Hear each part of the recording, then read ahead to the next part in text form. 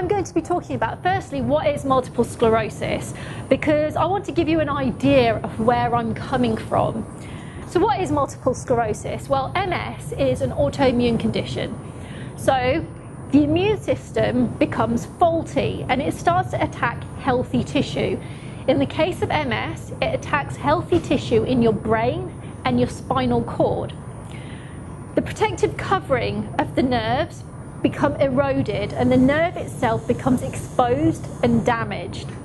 And so this results in nerve signals that travel around the body, they become interrupted, and essentially it means that the body isn't able to function properly.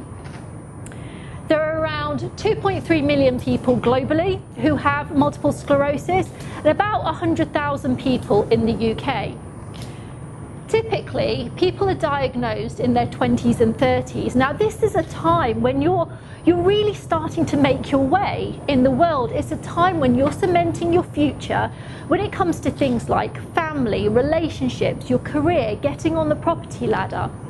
Now, I was diagnosed in May 2008, so I've been diagnosed for 9 years now, and I was diagnosed at the age of just 28. Now, more women than men are diagnosed with MS. 3 times more women than men have the condition. And although there are certain risk factors, so things that we know might increase your risk of developing the condition, we don't know what the actual cause is. So this charger has MS. So if you imagine that that white plastic casing is the protective covering of your nerves, it's become eroded, it's become damaged, and the wire, the electrical wire inside, that's become exposed. Now, do you think that charger is going to work properly? No. It's either going to work intermittently or it's not going to work at all. This is what's happening in the body of someone who has MS. Now, because MS affects the central nervous system, it affects the body's core functioning. Everything that your body does is controlled by nerves. So MS has the ability to cause a myriad of different symptoms, things like mobility issues, visual disturbances, so problems with your eyesight, bladder and bowel problems, fatigue, pain, muscle spasms. There's a whole list. MS has the potential to affect every single thing that your body does.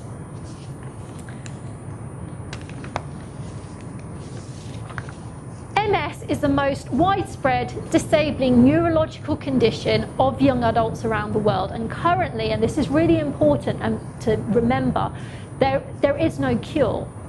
So imagine being thrown this curveball at the age of 28, being told that potentially I could wake up tomorrow and I might not be able to see, I might not be able to walk, I might have lost control of my bladder and bowel function, I might be in constant pain, or I might have tremors or muscle spasms. There is no certainty with MS. There is no doctor out there who can tell me when my next relapse is going to be, how long it will last, what part of the body it's going to affect, how aggressive it's going to be, whether I will make a full or partial recovery. There is no doctor who can tell me. And there's no model. So every single person with MS is completely different. Every single person with MS has a different disease course. And that means that when I was diagnosed, I couldn't look to somebody who had maybe had MS for 10 years and say, that's going to be me in 10 years' time. There is no way of doing that. So a life with MS is a life of uncertainty. You're constantly not sure about what tomorrow might bring. So, how have I gone from that day 9 years ago when I was sat in the consulting room and I was given this life-changing diagnosis? How have I gone from that to being the accidental leader, where I'm now a multi-award-winning patient advocate, and I've managed to turn my MS into a positive life change? Well, the things that I'm going to be talking about, they're actually things that you can apply to any challenges that you might face in your life. So I'm talking about things like asking for help, being informed and arming yourself with knowledge, having a positive mindset, reprioritizing your time and emotions, and also helping others and making a difference. Now, in terms of asking for help, no, that wasn't meant to happen. In terms of asking for help, my family are my enablers. One of my main symptoms is fatigue, which means that things that a healthy 37-year-old would be able to do very easily, I'm talking about things like, you probably don't even think about it, things like shopping, cooking, cleaning, doing laundry. All of those things sap my energy. And my family are there on a day-to-day basis to help me with things like that. And I really say they enable me to do all the things that I want to do. You also have healthcare professionals, HCPs. They're helping me to take care of the physical side of managing my condition. So they're giving me access to good healthcare, to treatments, and to information. When you're living with a chronic condition, it's really important to build up a really good relationship with your healthcare team, because you're in it for the long haul, so you need to know that they're going to be helping you. And there's also charities and non-profits who can also provide you with information and support, but can also give you the opportunity to meet others with the same condition so you can share advice and tips. And then also my employers. Now, I was upfront from the very beginning about my MS.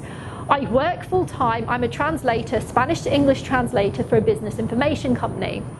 And my employers have been A, very understanding, and B, very flexible. So I now work from home full-time, and I also have flexible working hours in order to help me to manage my fatigue.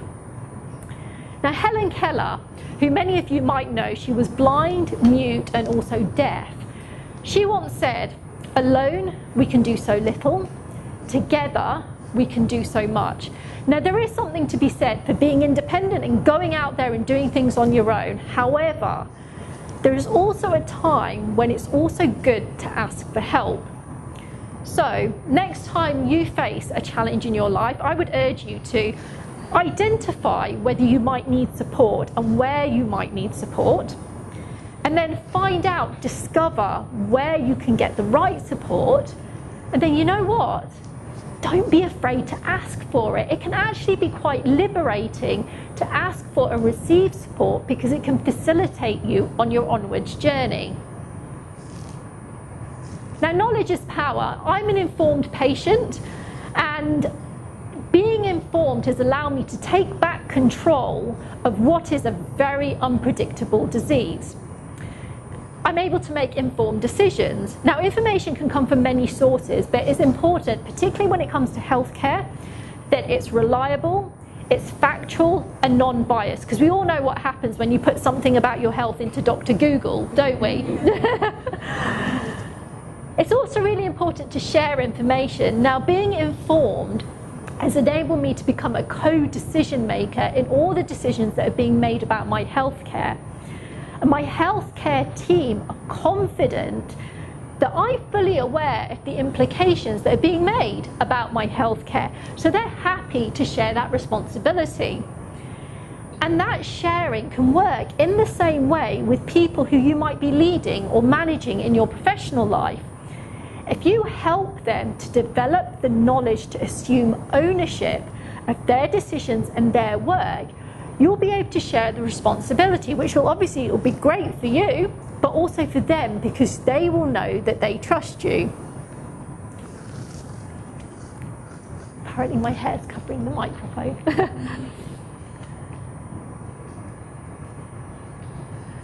Now, I took an active decision when I was diagnosed that I wasn't going to spend the rest of my life thinking, why me? Thinking about all the things that I might have done in the past in a different way and I wouldn't be able to do now. Positive thinking goes a huge way to being able to lead a positive life when you have a chronic health condition. It's about adjusting to new normals and maybe moving the boundaries just slightly so that you're able to do things but in a different way. Now, I don't like people saying to me that something isn't possible. I always look to see how we can adapt so that it is possible, even if it might be in a different way to maybe how they thought or how I originally thought as well. It's actually a reason I became a patron of the Wheelchair Dance Sport Association, which is a national charity in the UK. I love dancing, I love Zumba. You're actually going to see a bit of a video later on. But there were some people with MS who would say to me, oh, you know, it's so great that you're still able to dance because MS hasn't affected your mobility. You know, what happens if you're in a wheelchair? Then you can't dance. I said, actually, no, yes, you can. And I'm a leader by example. So when the WDSA, the Wheelchair Dance Sport Association, approached me and said, would you like to become a patron? I said, this is fantastic because I can go out there and I can show people that you can still dance, even if you're in a wheelchair, even if you have to use walking aids. It's about mindset. It's about thinking outside the box and being creative as to if you want to do something, how are you going to do it? Don't think about why you can't. Now, being diagnosed, it gave me a good proverbial kick up the backside. I took a good look at my life and I made that bucket list. I stopped putting things off. I went out there and I lived. But this goes for anyone, regardless of what your circumstances are, and it applies to both your personal and professional life. It's really easy to get caught up in the day-to-day living. Now, I'm going to ask you all a question now. When is the last time you actually analysed how you're spending your time, and is it actually what you want to be spending your time on? I no longer have the physical or the emotional energy to sweat the small stuff. I've lost friends because of my MS. I have different priorities in my life. However, I'm the happiest that I've ever been. I've dumped emotional baggage. I've got rid of any harbingers of negative energy. And I've surrounded myself with people who bring me positive energy, people who I admire, people who I want to be like, people I want to learn from. These are the people that get my valuable time and energy now, and that's a much more profitable and productive way of spending it.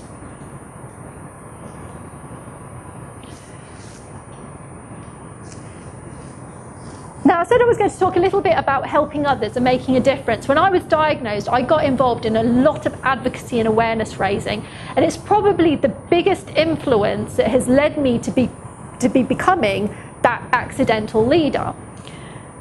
Now, why did I get involved with advocacy and awareness raising? Well, firstly, I wanted to make sure that people with MS know what support and information is out there, because when I was diagnosed, I wasn't signposted to any information and support. I was given this life-changing diagnosis, and then I was just left on my own. And I thought, well, I don't want other people to go through that. And then secondly, I want to make sure and educate the non-MS community to make sure people know how MS and chronic illness can affect people on a day-to-day basis. Because I really believe that unless people know, they're not going to understand. If they don't understand, how are they going to offer the right kind of support? So, what do? Well, I blog, I vlog, I campaign, I'm a public speaker, I advise on projects and strategies, particularly to do with Black and minority ethnic issues in healthcare and patient and volunteer engagement. I'm a regular contributor in the media when it comes to MS, disability and chronic illness issues, and I'm also a patron and ambassador for several local and national charities. Now, I have to emphasise, I do all of this in my spare time, but I really believe that if you have a passion, if you want to change something, you will create the time and you will make it happen, because it's that passion that will drive you forward.